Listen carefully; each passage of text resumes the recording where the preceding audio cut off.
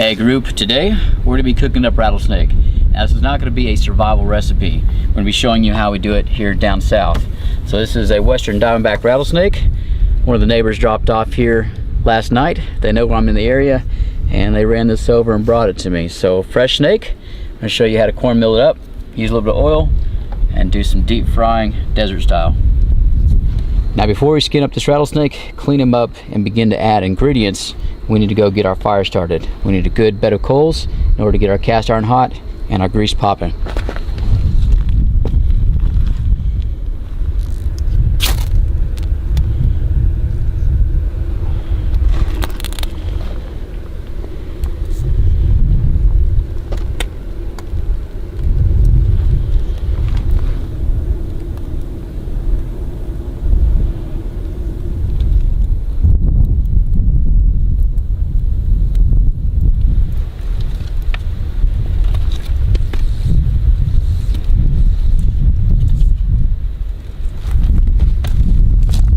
Unfortunately, on this video, I'm unable to show you the skinning and cleaning of that rattlesnake.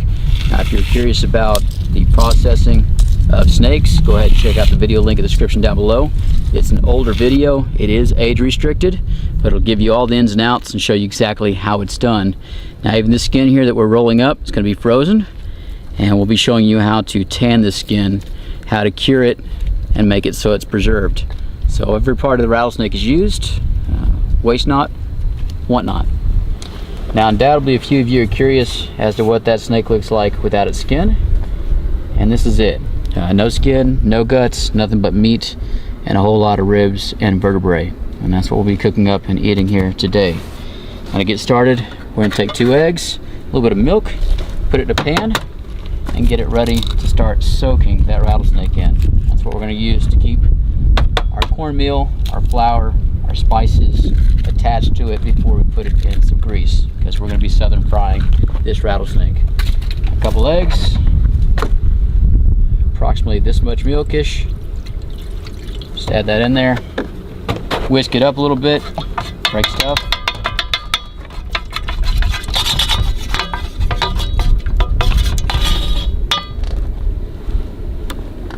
Just add your rattlesnake.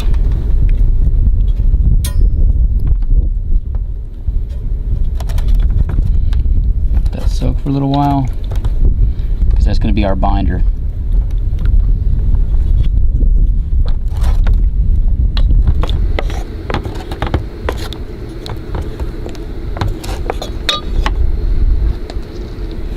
We're also going to go ahead and add our cornmeal to a Ziploc bag. Once our rattlesnake's done soaking in the eggs and milk, we'll put them inside here and get them covered up. Now, depending on the size of the snake, kind of depends on how much cornmeal you need. That's probably too much, but cornmeal's cheap. A little bit of salt, a little bit of pepper. Some folks put some Cajun seasoning, a little bit of garlic. You're going to find hundreds of different recipes out there. Even like the Rattlesnake Roundup themselves, they make an actual batter that they put the snake in, but I kind of do it catfish style. We're going to give that a few more minutes to let that snake soak. Go tend to our fire, and we're going to add some oil over here to our frying pan, kind of a Dutch oven. It's kind of my old prized possession. We'll add some oil here, start getting it heated up, and then it's game on. Feel the heat coming off of this thing. I think we have enough coals.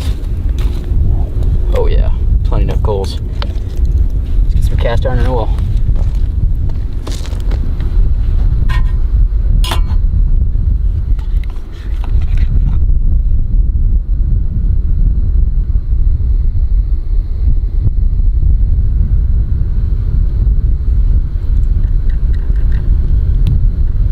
Lots of oil.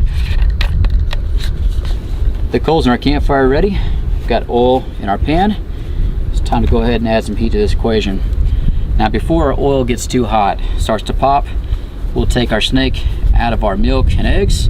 We'll put it here in this Ziploc with our cornmeal. We'll mix that up, and then we'll be adding our snake into some hot grease, and that'll get us frying.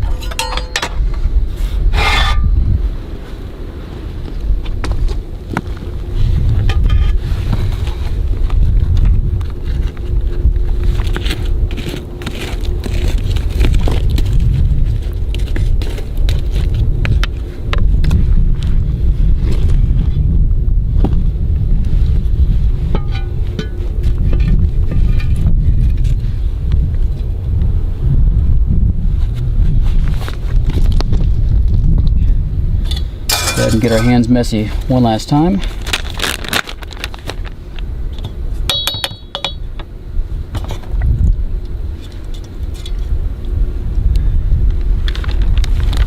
Right in the bag.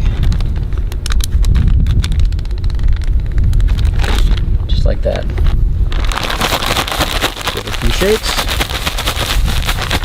All around, and some good coverage. Now it's just a really long tube with a slit down it. It's just what your snake is when they're all cleaned out. So you can get all that cornmeal on the outside and also up inside the body cavity, because you'll be pulling meat from both sides. We're ready. Oil's ready. Perfectly battered. Here we go.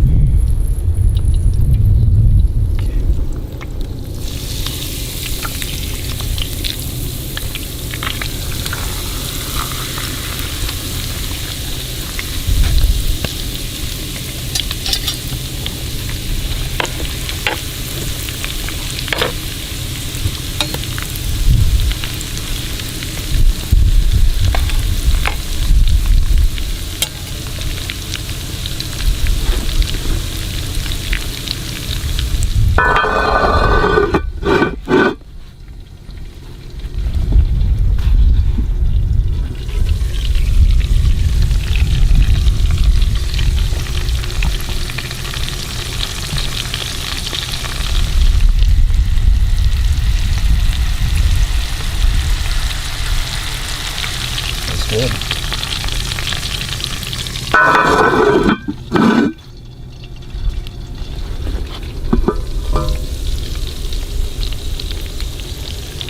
It's about ready to flip.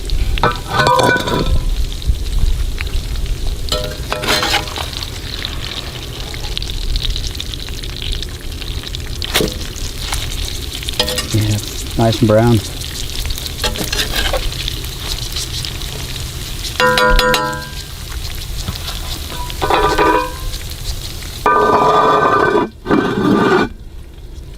Few more minutes.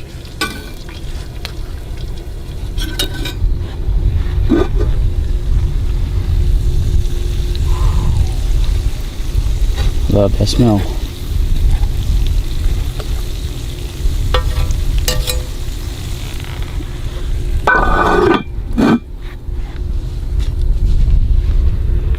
Let's go ahead and check it. But this snake should be done.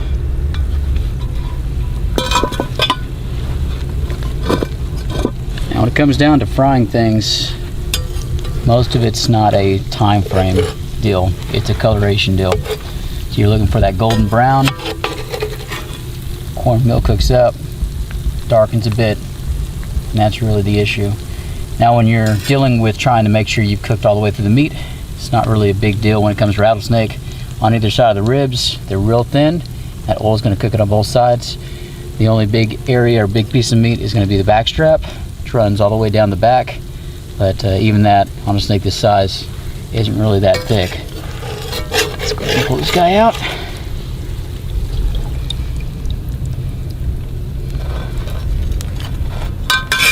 Let it cool down. It's time to taste test.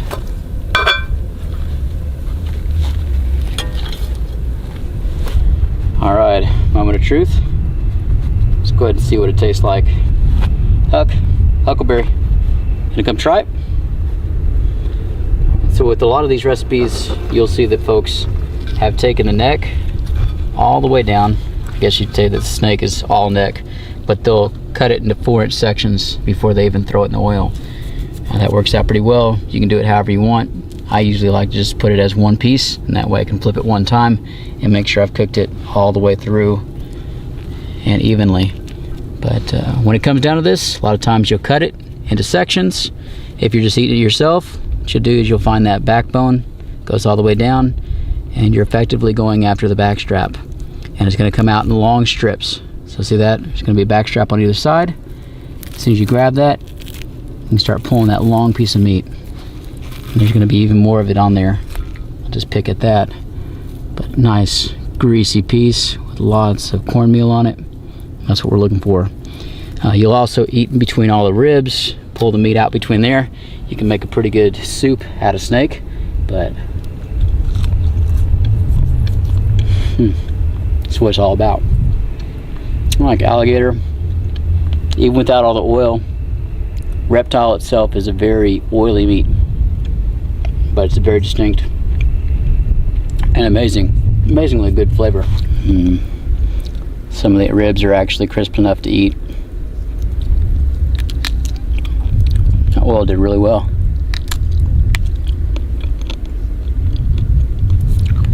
Some good meat.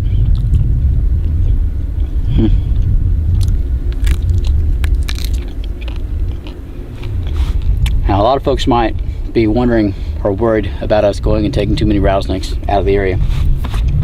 We're actually out here in the desert right now, and we've come across four in the last 3 days, and we're around a desert community in this area right now.